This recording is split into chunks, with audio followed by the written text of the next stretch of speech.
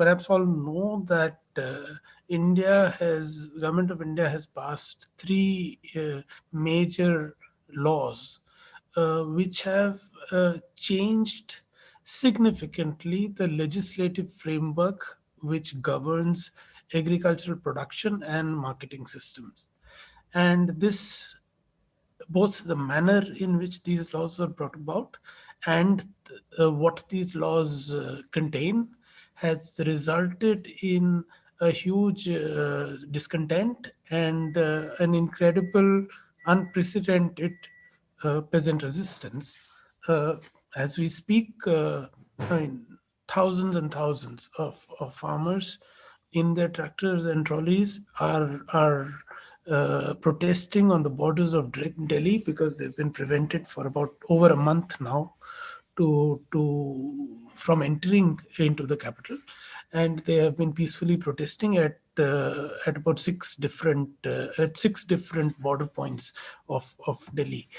Uh, I was asked to give two lectures in this series, and I want to take this lecture, sort of keep this lecture, today's lecture, essentially to give a background to what is the problem. Why? I mean, before the laws came into being, uh, what I mean, agriculture has been going through a period of intense crisis, and that crisis has intensified over the last few years.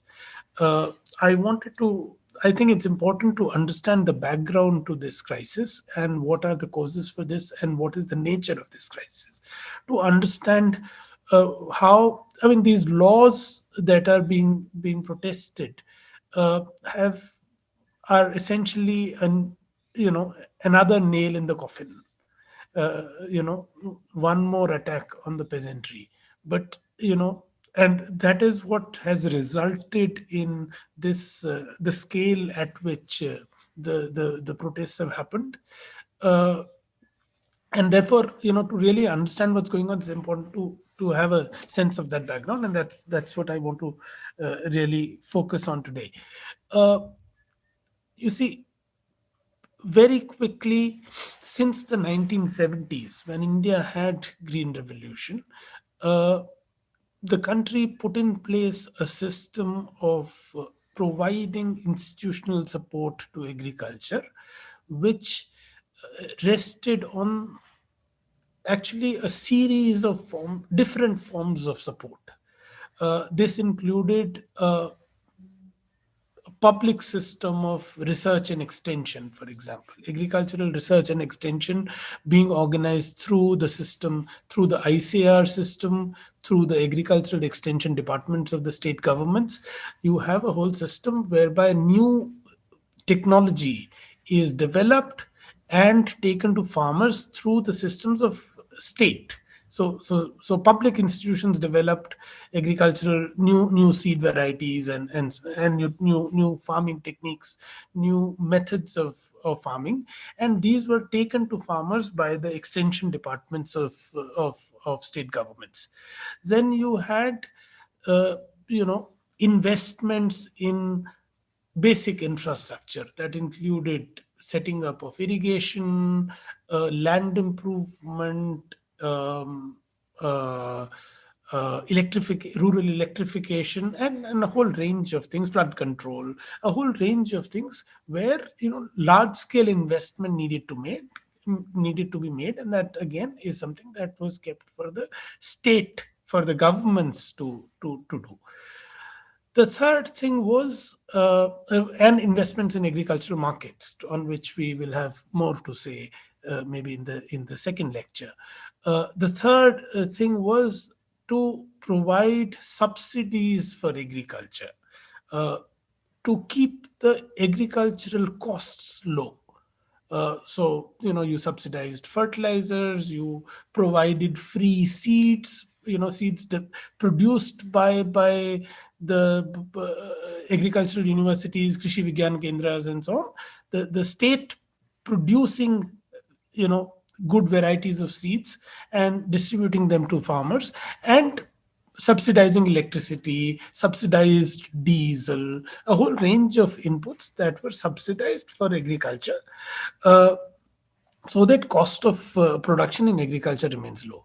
The fourth important thing was to put in place a system that would ensure that the prices the farmers receive are remunerative. So a system of remunerative pricing was introduced. Now, for this, two major institutions were created. One was the Food Corporation of India, whose job is to procure food and use the grain that is procured for distribution through the system of ration shops. So you have a public distribution system through which cheap food grain is provided to the to people, dealing with the food security of people. And for that purpose, you have a Food Corporation of India whose job is to procure the grain from farmers. Now, for the purpose of this procurement of grain, a system of prices was developed. Now, this system of prices, a key instrument of this system was what is called the minimum support price. Minimum support price was intended to be a price, the lowest price, which would be treated as a floor. Okay, the price below which the government will not allow agricultural producer prices to fall. And how would the government prevent those producer prices from falling below that level? By having a system of procurement. So Food Corporation of India would procure grain, would procure produce if farmers were not getting a price higher than the MSP. If the open market prices fall below MSP, the Food Corporation of India would step in and procure the produce. That was the intent of the minimum support price. Okay. Now, uh, okay, so that's the background to how things were originally designed to be.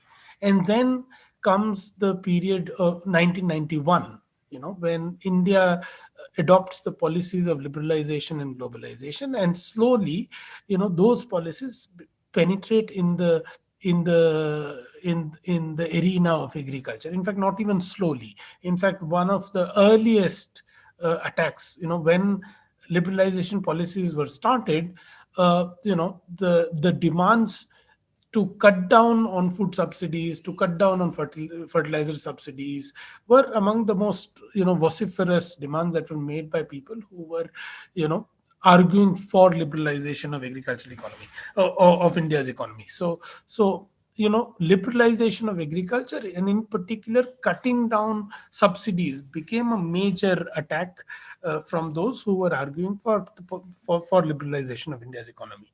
Now, this, of course, has did not happen immediately, and it took I mean, and in that sense it was slow. So the process of liberalization has gone on for 3 decades. Now, progressively, this has meant that all these four different things, forms of support that the state was providing in the pre-liberalization period, were slowly, incrementally withdrawn. Okay, now this has meant, deregulation of, let's say, prices of fertilizers other than urea. It has meant that the state has become marginal in providing new seeds. The seeds are now being essentially, mainly, modern seeds are now provided by seed companies. There are private companies who are providing seeds, and provision, supply of good seeds is no more a task that the state is primarily engaged with. Okay, diesel subsidy has been slashed drastically over the last few years.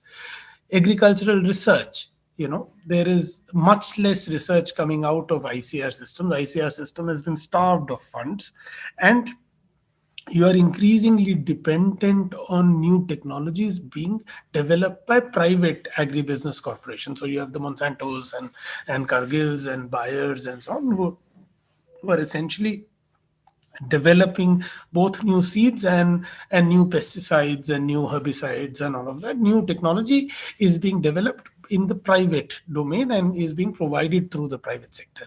The state has also essentially, the extension departments have shut down. I mean, most of the states don't have funds to even recruit extension workers. So there are large number of vacancies in the extension departments, and extension services are now essentially non-existent. Farmers have to depend on pesticide dealers for figuring out what to do when a pest attack happens or a disease hits their crops. Okay, now just think of a situation where in the health system, doctors are taken out. You don't have doctors. When you fall sick, you have to go to a pharmacy, and it's the pharmacist who's going to recommend what treatment should be done, what medicines to take. Okay, now that's unthinkable. No, I mean, if you are going to depend on pharmacies who profit from selling medicines to recommend what medicines to take, and if you're talking of diseases about which you don't know anything, so I mean, it's not even just some common cold and cough and fever. If it's, I mean, heart ailment or diabetes or something, and you don't know what medicine to take, and the only advice you have is from a pharmacist. Okay, that's the kind of situation you have in agriculture, where when a disease hits your crop, the only advice you get is from pesticide, sort of pesticide or plant protection chemical dealer, who's going to benefit from selling you more of whatever, more expensive insecticides and pesticides and herbicides and so on. So you see, uh, that whole extension system that used to function within the sort of ambit, which was within the ambit of the state, has vanished. And then you have uh, so agricultural insurance. Okay, agricultural insurance, for historically, the insurance against risks in agriculture was provided by the state in the form of extending irrigation facilities, improving drainage facilities, alleviating sources of risks. In the 1990s, the first thing that happens is that instead of, you know, trying to minimize the risks in agriculture, you move to compensating farmers for risks. And in fact, it's very difficult to evaluate risk, to evaluate damages and loss, and therefore the only thing you do is to essentially insure farmers against bank loans. In fact, you are insuring the banks. You basically had a system of insurance in which the bank loans were insured. That is, if you took a loan from a bank and you had a crop loss, then the bank would be covered. And over the last 6 years, 5 years, you've basically, after the Modi government came in, you moved to a situation where even that has been privatized. So now you have private insurance companies who are extending insurance to farmers, giving no compensation to farmers, but collecting hefty premiums both from farmers and from governments. Okay. Now, in fact, uh, so there are two important aspects of agricultural liberalization of the last 3 decades. One is that it has meant that public support to agriculture and to farmers has declined drastically. Two, that consequently has meant that the cost of production for farmers has increased enormously. Okay. Paradoxically, what it has meant, and that's the interesting part of the whole process of the story of agricultural liberalization, is that over these 3 decades, it has not meant that the state expenditure on these things has declined. The state, in fact, continues to spend large amount of resources, but these resources are not not actually reaching the farmers anymore. Okay, now that's the interesting sort of paradox. So take, for example, fertilizer subsidies. Okay, today the state is spending much more on fertilizer subsidies than it was in 1991. Okay, despite that, the cost of fertilizer for farmers has increased. Okay, because the subsidy is simply being pocketed by fertilizer companies. Okay, so you see, the liberalization process has been extremely distorted. Okay, and this is an interesting example. Uh, in 2010, government of India tried to, and it's an example that's very similar to what is happening now, and therefore has important lessons for us to see where the current sort of compass is going to go. In 2010, sort of, let's say, in the run up to what happened in 2010, government was trying to move to a system where they would basically wriggle out of having to subsidize fertilizers. So they wanted to get rid of fertilizer subsidies. Now, and therefore they moved to what was they planned a move to what was called nutrient based subsidies. So the system fertilizer subsidies worked like this: the fertilizer companies who produced fertilizers, say, suppose the cost of production is, let's say, um, 800 rupees per bag of urea, and and uh, let's say a company should get 200 rupees in profit, or 100 rupees in profit, let's say 900 rupees, but the government fixes the prices of urea at 200 rupees. So what the government did was, government gave 700 rupees to the company. Okay, that's how fertilizer subsidies work. The subsidy amount was the difference between a reasonable estimate of cost plus profit, and the difference between the market price that was regulated and fixed was basically transferred to the fertilizer companies. Okay, so subsidy amount was not never given to farmers. Even now, it is so far has not been, is does not go directly to farmers, but farmers just buy the fertilizer at a price which is much lower than the cost, even the cost of production, and that difference is paid for by the government. Now, government wanted to wriggle out of this. Now, if you want to wriggle out of this would simply mean that the cost of fertilizer will go up.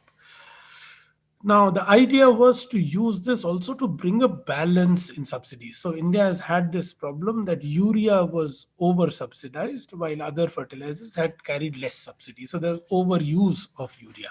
Now, the idea was to wriggle out of this so much subsidy being given, and give a small subsidy and make that subsidy more equal across different types of fertilizer, so that the urea bias is reduced. But when the government actually tried to do this, they realized that this would result in such a high increase in cost of production that there will be mayhem.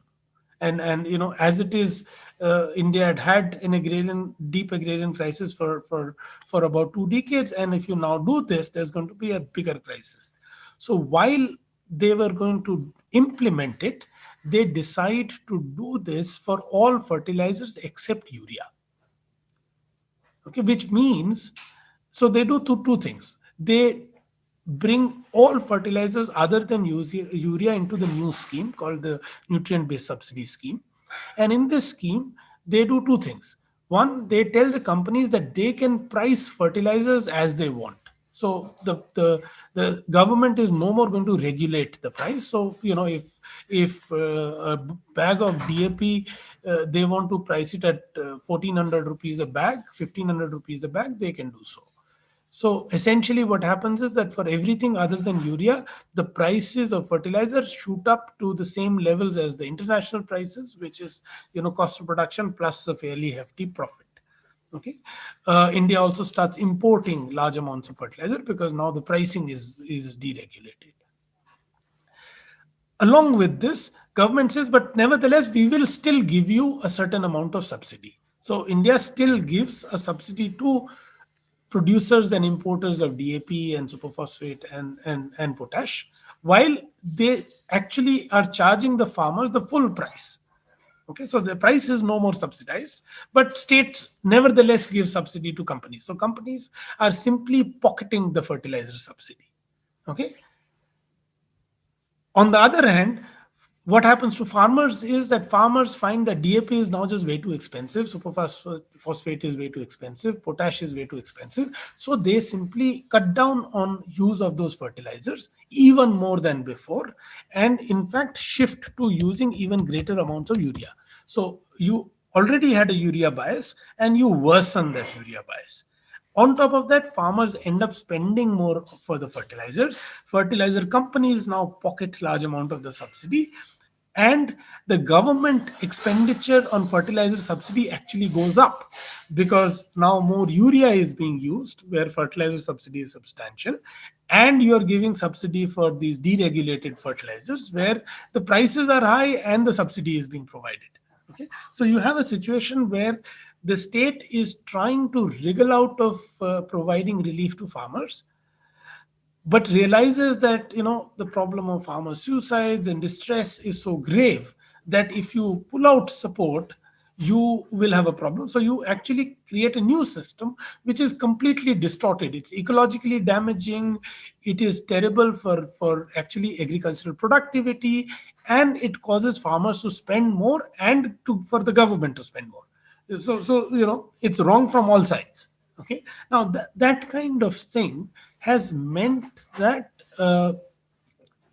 over the last 3 decades, cost of production, as I said, has increased quite dramatically. That has meant that farmers incomes have plummeted. And if you allow me to just share some simple numbers, I was trying this morning to put together some numbers which I think are quite easy to understand. These are, if you can see my screen, I'm showing you return from paddy cultivation over cost. So, for 1 hectare of land, how much does a farmer earn? Okay, and from cultivation of paddy rice. Okay, rice cultivation, 1 hectare of land, how much does a farmer earn in different states? And I've given 4 different years: 1991, 2001, 14, 15, and 17, 18, which is the last year for which the data are available so far. Okay, now these are average returns. Okay, now I want you to remember one thing, that um, about something like 70% of India's farmers have less than 1 hectare of operation land, and about 90% of them, over 90% of them, would have less than 2 hectares of land. Okay, so I mean, if you have a double cropped land, okay, which is only about half of India's agricultural land, this would be your income. If you have 1 hectare of land, this would be your income for 6 months.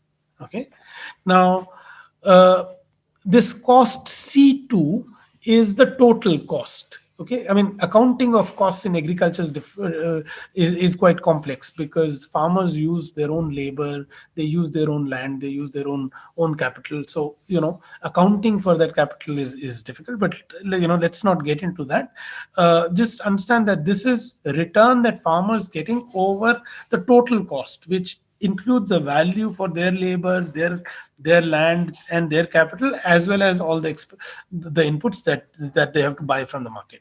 Okay, now what is interesting is that two interesting things to see here.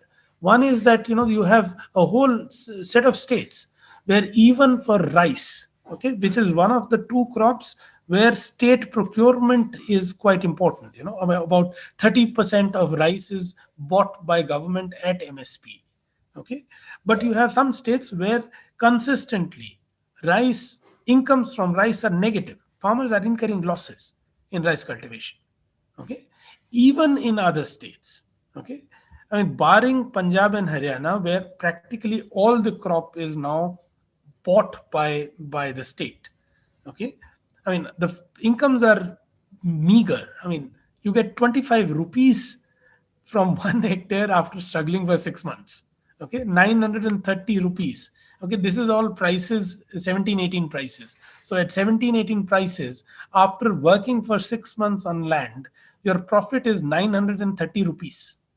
Okay, and in West Bengal, you made a loss of about 12,000 rupees. Okay, that's the kind of incomes that farmers get. Okay, now look at similar numbers for wheat. Okay, Once again, Punjab and Haryana are two places where some income takes place. Okay, and this is not fancy income. No? 6 months of work, slogging on 2.5 acres of land, 1 hectare of land, gives you 30,000 rupees for 6 months. That's 5,000 rupees a month. Okay, I mean, even that is a meager income. Okay, but look at these other states, and farmers are just incurring losses, hardly getting any incomes. And these are the most profitable crops, rice and wheat, where you have 30-40% of crop being procured by the state. Okay, what about others? Well, this is chana, okay, chickpea. This, once again, look at Rajasthan, look at UP. Farmers are incurring losses. Okay, now let me show you something else. Look at mustard. Okay, UP in 2014 farmers made a loss. In West Bengal in the latest last year farmers made a loss. But even for other states, I mean these are 6 months income. Okay, so incomes are just too meager for a whole lot of other crops. Look at tur, arhar. Uh, Tamil Nadu minus 17,000 rupees. Andhra Pradesh minus 7,000 rupees. Okay, so sorry, these zeros are missing values. They're not zero incomes. Zeros are missing values, so ignore the zeros. But you just look at how meager the incomes are. Now, there are two things that I want to sort of briefly mention here. One is, as I said, the costs have gone up dramatically. The other thing that has happened is that because the costs have gone up, the state has stopped, treating MSP as a floor. MSP is not used by the government as a minimum price which it would guarantee to all farmers.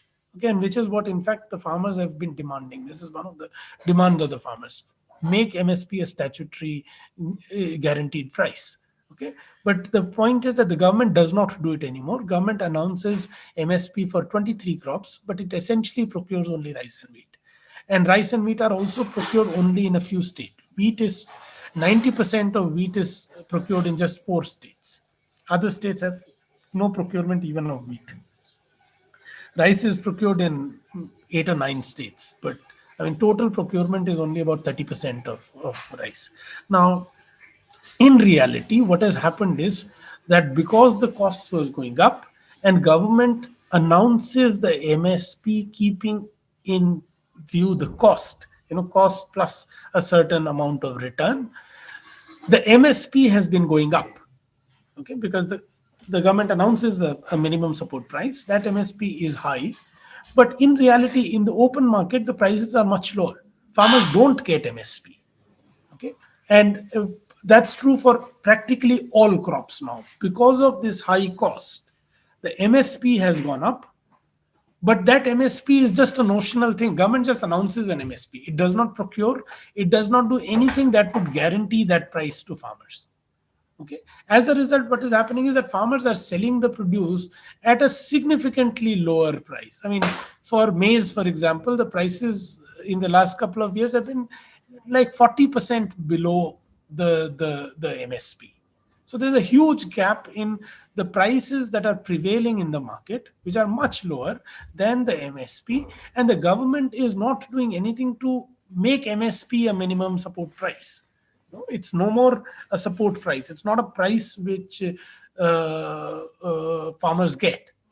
Now, what is the way out of this? So you see the problem. You have a cost which is very high, and farmers sell the produce at a price that in many cases is lower than the cost. So farmers are incurring losses, or barely they barely break even or make tiny income over that cost. The state has announced an MSP which is much higher, but it's a completely notional price. Okay, now that paradox, that this situation is what is behind the distress, and the most sort of the evident form of this distress is these incomes. The incomes being low is the immediate problem. Okay, that's That's the outcome of all the wrong things you've done over the last 3 decades. Okay, all the policies of liberalization which have created this situation that the farmers' incomes are low. And it is this situation, low incomes of farmers, which is behind this terrible phenomenon of farmers actually taking their own lives. A large number of farmers committing suicides because they incur losses. Now, why do farmers incur losses? Farmers incur losses because the cost of production has gone up, because output prices. Why are output prices low? Output prices are low partly because the economy has been integrated with the world markets. Now, if you take, for example, chickpea, chana, which is produced in India, it's also produced in the US, it's produced in Australia, and India imports from some of these countries. Or you take masoor, lentil. It's produced in the US, it's produced in Canada. Okay, India imports it from Canada. You take sunflower or soybean oil or palm oil. These are imported by India. Now, Indian farmers have to compete. Okay, I mean the prices. If I can buy masoor from Canada at a certain price, Indian farmers have to match that price. Now, this is a problem. Okay, why is this a problem? Because an Indian farmer, as I said, I mean 80% of them have less than a hectare of land. Some 70% of them have less than 1 hectare of land. An average Canadian farmer has 600 hectares of land. Okay, now think of this way. I mean, a Canadian farmer who gets 10% return over cost of production, okay, given 600 hectares of land that the farmer has, ends up with a very substantial income. Okay, on top of that is large subsidies that are provided, large public support that's provided by the state in the form of decoupled payments and various other kinds of support. Okay, a Canadian farmer at 10% profit would make a substantial income.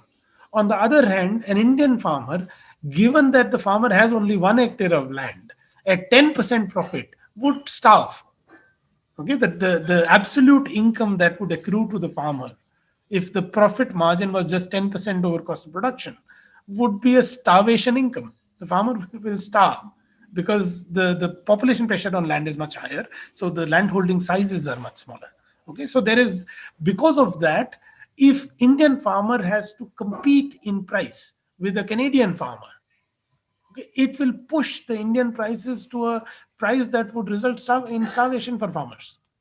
Okay, so you have a situation where liberalization on the one hand has meant cost has gone up, and liberalization on the other hand has meant that output prices have been pushed down.